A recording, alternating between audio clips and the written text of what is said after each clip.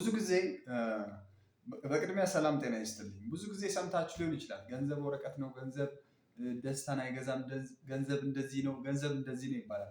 ይሄ ወረቀት በጣም ኃይል አለው፣ ከፍተኛ ኃይል አለው።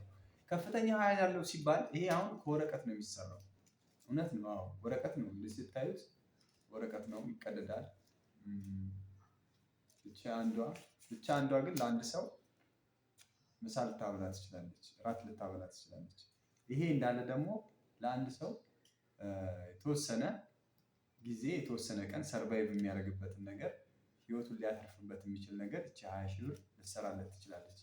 ይሄኛውም እንደዛው ሊሰራለት ይችላል።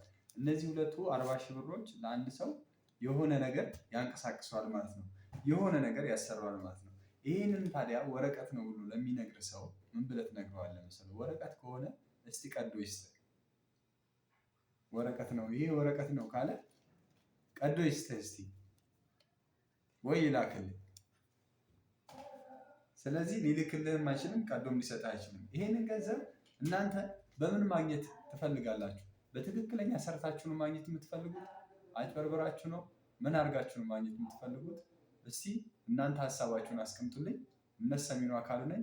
ይህን ነገር ለማግኘት ምንድን ነው እየተራመዳችሁ ያላችሁት? ምን ያክል እንቅስቃሴ እያደረጋችሁ ነው የሚለውን ነገር አብራችሁ ተመካክራችሁ ከራሳችሁ ጋር ሀሳባችሁን አስቀምጡልኝ። ይህንን በምን አይነት መልኩ ነው ማግኘት ያለባችሁ የሚለውን ነገር ኮሜንት ላይ አስቀምጡልኝ። እምነት ሰሚኑ አካሉ ነኝ። ይመቻችሁ። እኔ ግን ሰርቼ ባገኘው እመርጣለሁ።